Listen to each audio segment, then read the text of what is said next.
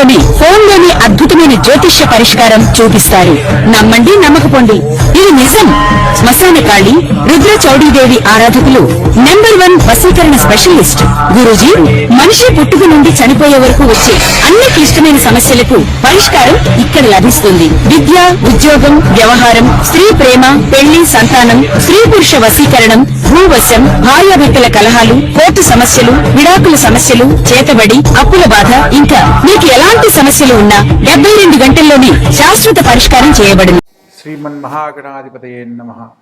సదానివృక్షస్య మూలాదివాసాత్ సుధాశ్రావణం తిక్తమప్యప్రియంతం తరం కల్పవృక్షాదికం సాధయంతం నమామీశ్వరం సద్గురుం సాయినాథం. సాయినాథ పరబ్రహ్మణే నమః. విశ్వకర్మ పరబ్రహ్మణే నమః. ప్రతి ఒక్కరికి ప్రస్తుత కాలంలో ఎన్నో రకాలుగా జీవితంలో అభివృద్ధి చెందాలని ప్రయత్నం చేస్తున్న ప్రతి ఒక్కరికి కూడా ఒక ఆశ అనేది జ్యోతిశాస్త్రాన్ని ఆధారం చేసుకొని వారి వారి పేర్లను బట్టి రాసుల ప్రకారం కొన్ని జాతకరీత్యా పరిశీలనలో తెలుసుకొని ఆచరించి ఎంతోమంది సక్సెస్ అయ్యి అద్భుతాలు సృష్టించిన వాళ్ళు ఉన్నారు. కొందరు జాతకంలో ఎదుర్కొంటున్న సమస్యలకు ఇబ్బంది పడుతున్న వారు ఉన్నారు. అటువంటి సందర్భంలో ప్రత్యేకంగా మనకు అమావాస్య, పౌర్ణమి ప్రతి 15 రోజులకు ఎలా అయితే వస్తుందో అదేవిధంగా ఇదే 2025వ సంవత్సరము సెప్టెంబర్ మాసంలో 21, 22 తారీఖుల్లో కేతుగ్రస్త పాక్షిక సూర్యగ్రహణం ఏర్పడుతుంది. గురువుగారు ఇన్నాళ్ళు రాసుల ప్రకారం చెప్తున్నారు కదా, ప్రత్యేకంగా ఈ యొక్క గ్రహణం గురించి చెప్పడంలో మీ యొక్క ఆంతర్యం ఏమిటి అని మీకు సందేహం కలగవచ్చు. తప్పకుండా తెలియజేస్తాను. మనము ప్రతి ఒక్కరం కూడా జీవితంలో సక్సెస్ అవ్వడానికి చేసే ప్రయత్నాలలో కొత్త కొత్త అంశాల కోసం తెలుసుకునే ప్రయత్నం చేస్తూ ఉంటాం. ఇప్పుడున్న పరిస్థితుల్లో ఎన్నో రకాలుగా సక్సెస్ అవ్వడానికి ప్రయత్నం చేస్తూ విఫలమవుతున్న కొందరికి ఈ యొక్క గ్రహణము ఎంతో ఉన్నతమైన అవకాశాలను కల్పించడానికి అవకాశం ఉంది. కొందరి జీవితాల్లో సామాన్యమైన ఫలితాలను ఇస్తుంది. కొందరి జీవితాల్లో ఇబ్బందికరమైన పరిస్థితులను ముందుగా తెలుసుకొని జాగ్రత్త పడడానికి అవకాశం ఉంది. ప్రత్యేకంగా ఈ యొక్క గ్రహణం గురించి మనం చర్చించుకునే అంశంలో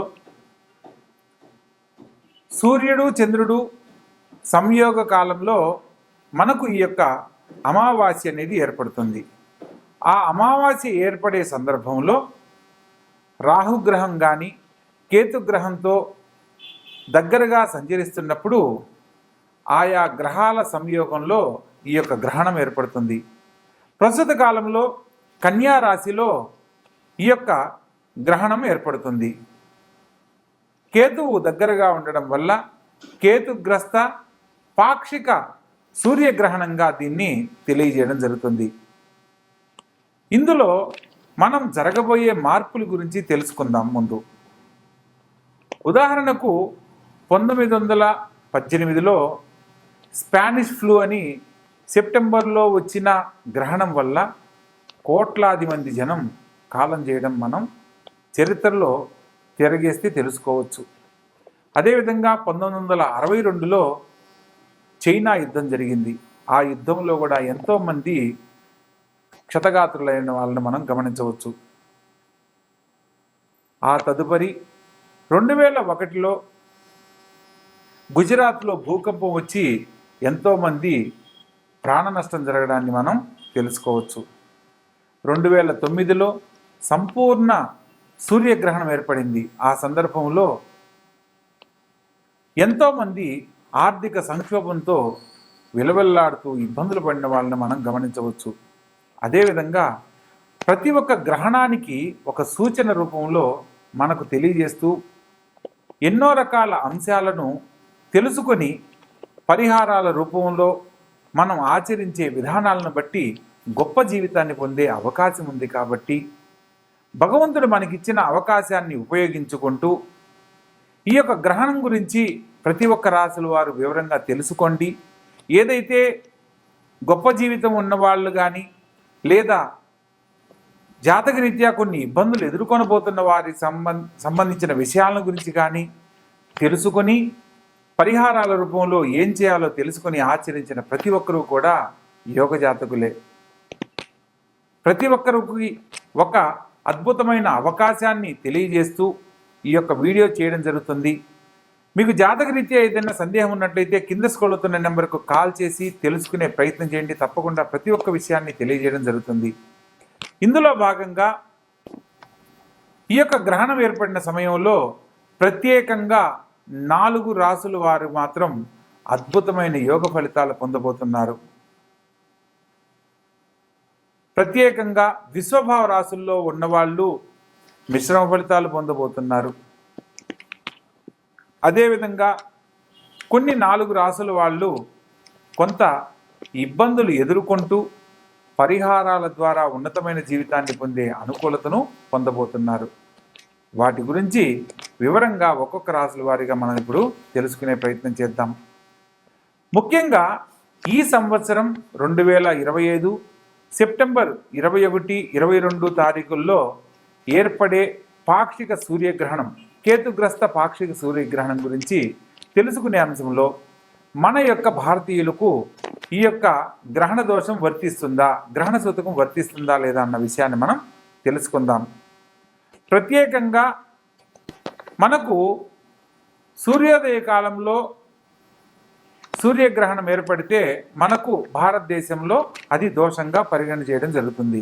కానీ ఇతర దేశాలలో అంటే న్యూజిలాండ్, పసిఫిక్ మహాసముద్రం ప్రాంతము, అంటార్కిటికా ప్రాంతము, ఈ సరిహద్దుల్లో ఈ యొక్క గ్రహణం ఏర్పడుతుంది.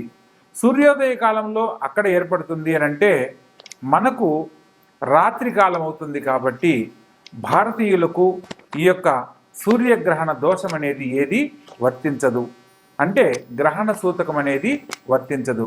కానీ సూతకం ఈ గ్రహణ దోషం వర్తించినప్పుడు మనం ఎందుకు దీని గురించి ఆలోచించాలని సందేహం కలగవచ్చు. కానీ గ్రహణం ఎక్కడ ఏర్పడినప్పటికీ కూడా గ్రహణ దోషాన్ని పోగొట్టుకునే దానికి చేసే పరిహారాల వల్ల గొప్ప జీవితాన్ని పొందడానికి అవకాశం ఉంది.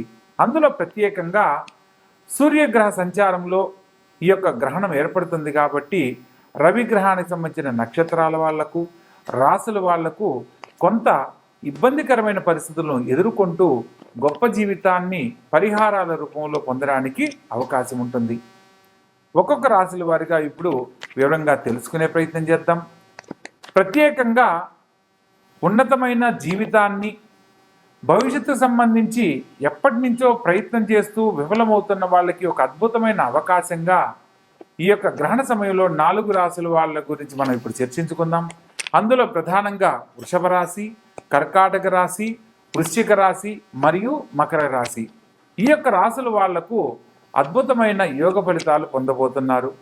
ప్రత్యేకంగా ఈ రాశుల్లో పుట్టిన వారికి ఎప్పటి నుంచో ఆగిపోయిన పనులు మళ్ళా తిరిగి ప్రారంభం కాబోతున్నాయి. విదేశీయాన యోగంలో స్థిరపడాలనుకున్న వారికి నూతన అవకాశాలు రాబోతున్నాయి. కోర్టు ద్వారా పరిష్కారం కాని సమస్యలు పరిష్కరించబడుతున్నాయి. గొప్ప జీవితంలో స్థిరపడడానికి ఈ సందర్భంలో నూతన అవకాశాలకై వాళ్ళు వేచి ఉన్న ప్రతి ఒక్కరూ కూడా గొప్ప అవకాశాల ద్వారా ఉన్నతమైన జీవితాన్ని పొందేందుకు అవకాశం ఉంది. అదేవిధంగా మిశ్రమ ఫలితాలను కనుక మనం పరిశీలించినట్లయితే కన్యా రాశిలో ఈ యొక్క గ్రహణం ఏర్పడుతుంది. కాబట్టి కన్యా రాశి జాతకులు, అదేవిధంగా మిథున రాశి జాతకులు, అదేవిధంగా ధనస్సు మరియు మీనరాశుల వారికి మిశ్రమ ఫలితాలుగా గోచరిస్తున్నాయి.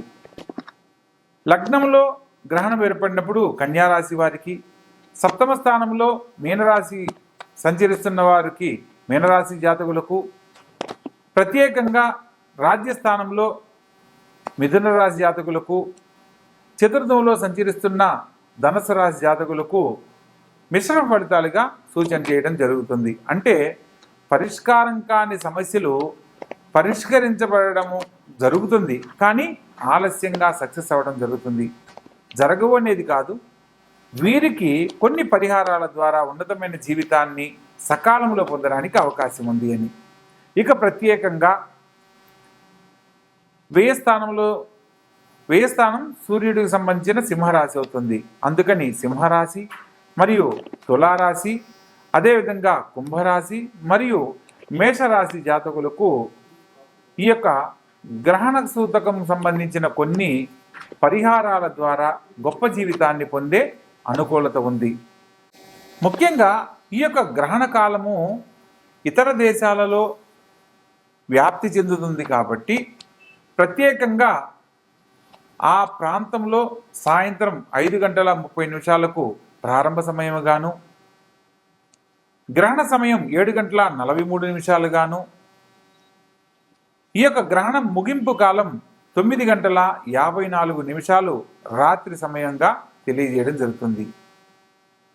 ఆయా ప్రాంతాలకు మన భారతీయ సాంప్రదాయానికి సంబంధించి అక్షాంశ రేఖాంశాలను కనుక పరిశీలించినట్లయితే మనకు ఆ సమయము రాత్రి 10:59 ప్రారంభ కాలంగాను, 21వ తారీఖు రాత్రి 10:59 తర్వాత ఈ యొక్క గ్రహణ సమయము కరెక్ట్గా 22వ తారీఖు 1:13 సూర్యోదయ పూర్వకాలంగాను, తదుపరి 3:23 ముగింపు కాలంగా 22వ తారీఖు నాడు పూర్తవుతుంది.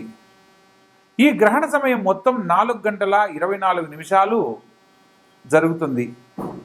ప్రత్యేకంగా గ్రహణ సమయంలో కొన్ని అన్ని రాసుల వారు పాటించే విధి విధానాలను మనం తెలుసుకోవాలి. ముఖ్యంగా గ్రహణ సమయంలో ఎటువంటి తినుబండారాలు కానీ వంటలు కానీ చేయరాదు, వండిన పదార్థాలను భుజించరాదు. మన హిందూ సాంప్రదాయంలో ప్రత్యేకంగా గ్రహణ సమయానికి 9 గంటల ముందు నుంచి ఉపవాస నియమాలను పాటించాలనేది శాస్త్ర సమ్మతం. కొందరు ఆరోగ్యరీత్యా ఇబ్బంది లేని వాళ్ళు గ్రహణ ప్రారంభ కాలం నుంచి గ్రహణం పూర్తయ్యేంత వరకు ఉపవాస నియమాలను ఆచరించాలి. ప్రత్యేకంగా ఈ సందర్భంలో దైవ సంబంధమైన కార్యక్రమాలు చేయడం వల్ల దైవ నామస్మరణ కానీ జపము కానీ, ప్రత్యేకంగా పితృదేవతలను ఆరాధిస్తూ చేసే దానానికి విశేషమైన ఫలితాలు కలుగుతాయి. గ్రహణ ప్రారంభ కాలంలో పట్టు విడుపు కాలాలను అంచనా వేసుకుని ఆ 4:30 గంటల సమయాన్ని ఎవరైతే భక్తితో వారి యొక్క కులదేవత నామాన్ని కానీ, ప్రత్యేకంగా వారి యొక్క ఇష్టదైవ నామాన్ని కానీ, ఏదైనా మంత్రాన్ని ఉపదేశం తీసుకుని ఆ సమయంలో ఆచరించిన వారికి విశేషమైన ఫలితాలు కలుగుతాయి. పితృదేవతల ఆశీర్వాద ఫలం లభిస్తుంది.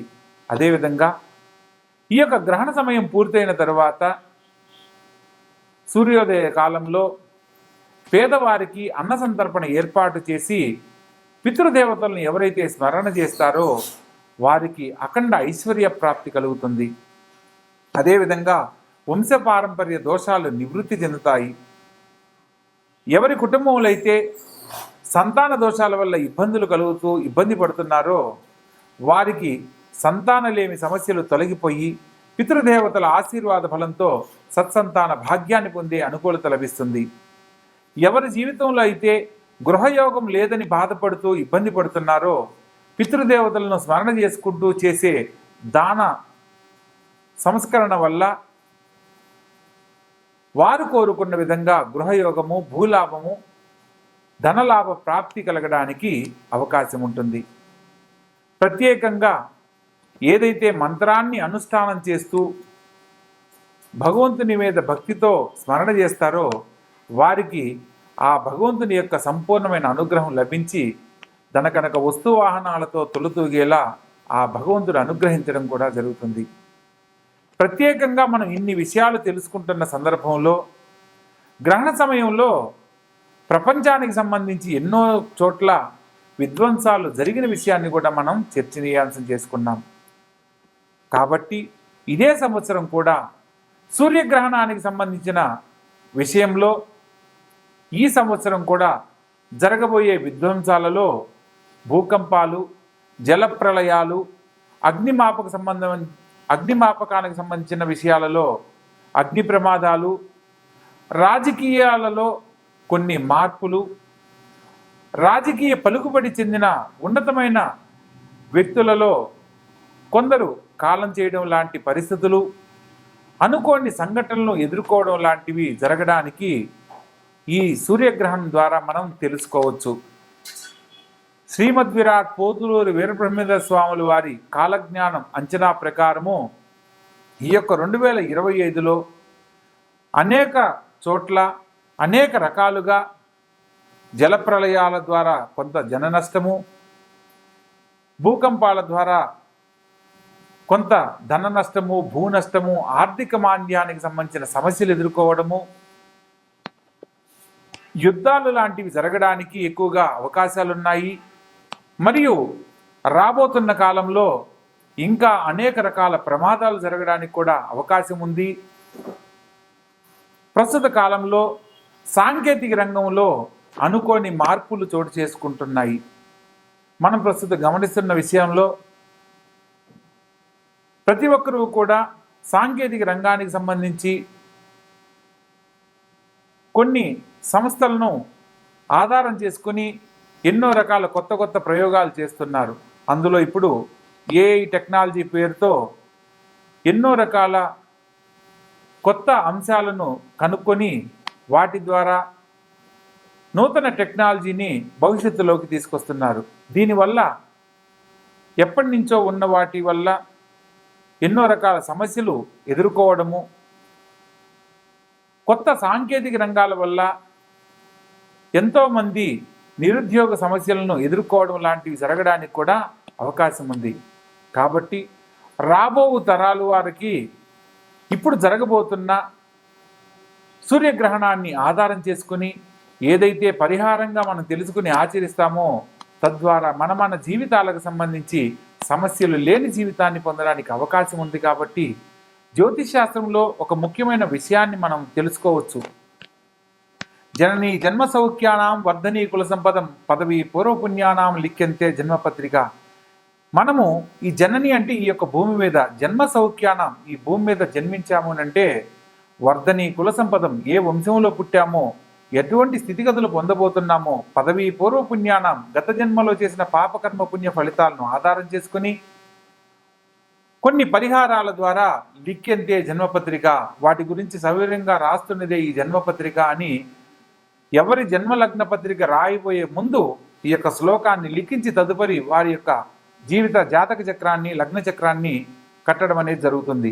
ఆ సందర్భంలో జాతకంలో ఎన్నో రకాల దోషాలు ఉన్నప్పటికీ కూడా ఈ జాతకులు యోగ జాతకులే అని రాసి తదుపరి అయినప్పటికీ అని చెప్పి తదుపరి దానికి సంబంధించిన పరిహారాలను ఆచరించినట్లయితే ఈ కుటుంబంలో వీరి తండ్రి దేవత, పితృదేవతలు అందరూ కూడా ఆనందకరమైన జీవితాన్ని పొందుతారనేది మనం తెలుసుకోవచ్చు.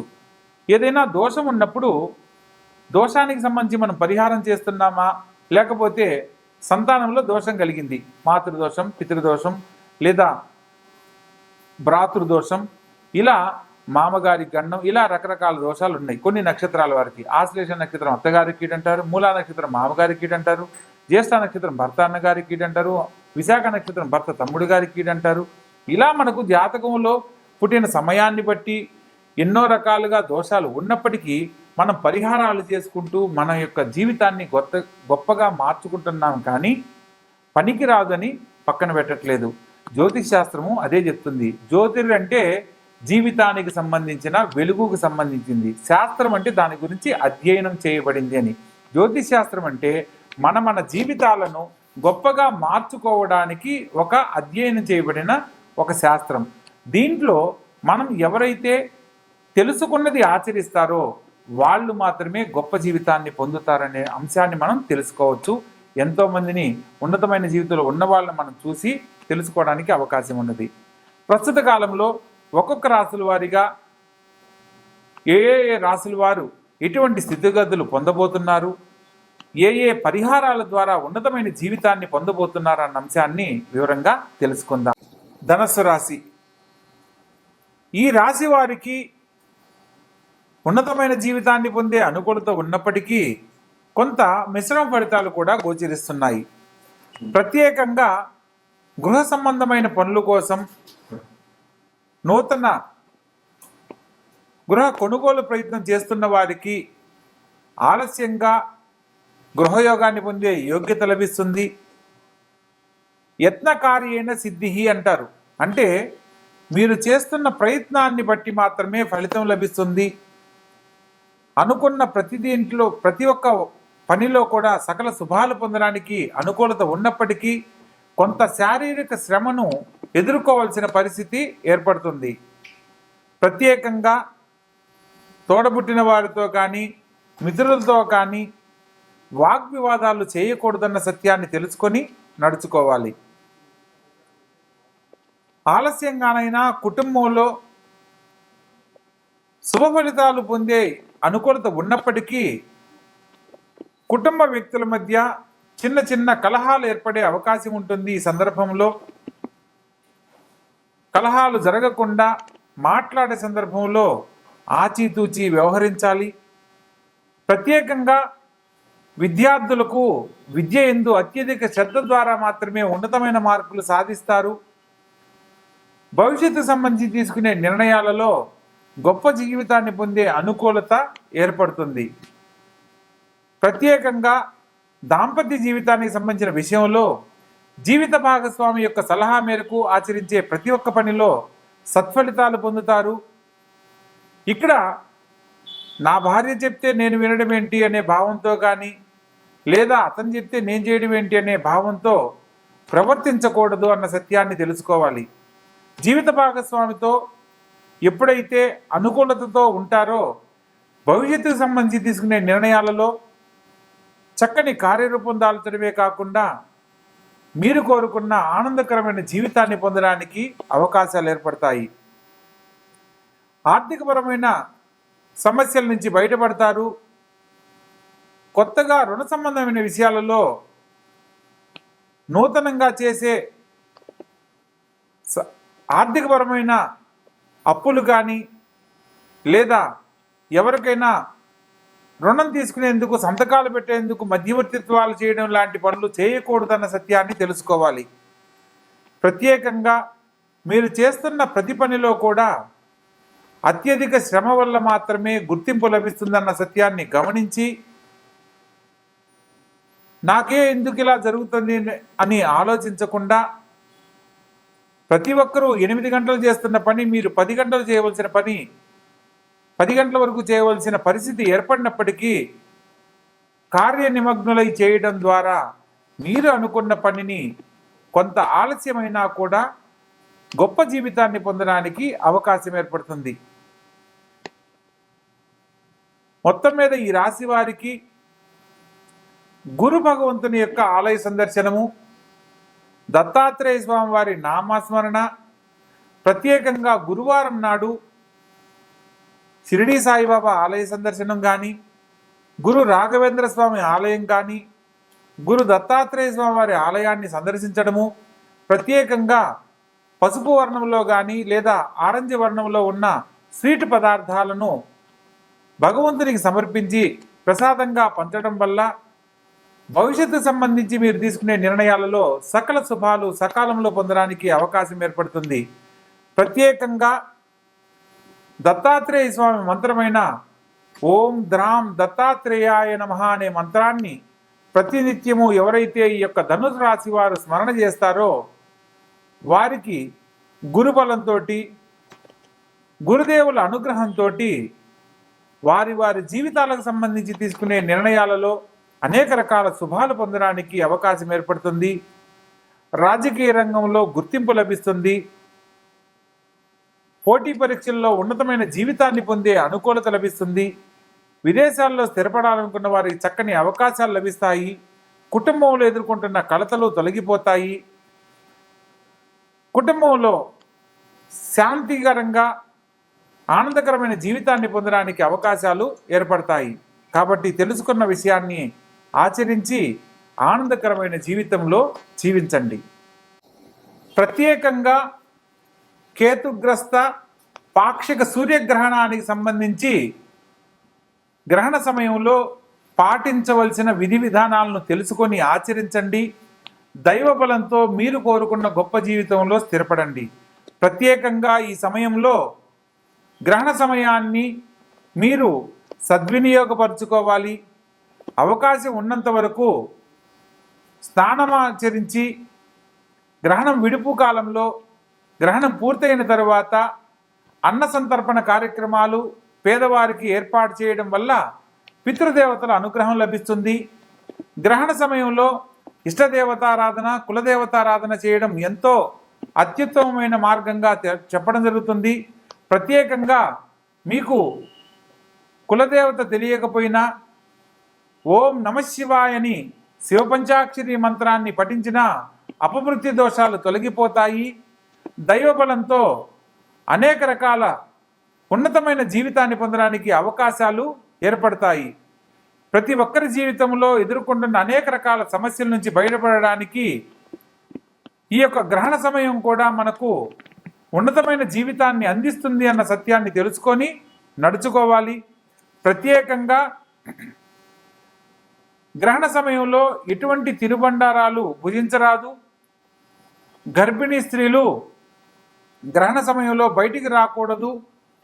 ప్రత్యేకంగా మనకు భారతదేశంలో రాత్రిపూట జరుగుతున్న ఈ యొక్క సూర్యగ్రహణ కారణంగా భారతదేశానికి గ్రహణ సూచన గ్రహణానికి సంబంధించిన సూతకం ఉండనప్పటికీ ఆచరించే విధానాన్ని బట్టి మనకు సత్ఫలితాలు పొందే అవకాశం ఉంది. కాబట్టి ప్రతి ఒక్కరూ ఆచరించండి, ఆనందకరమైన జీవితంలో జీవించండి. సర్వే జనా సుఖినో భవంతు. శుభం భూయాత్.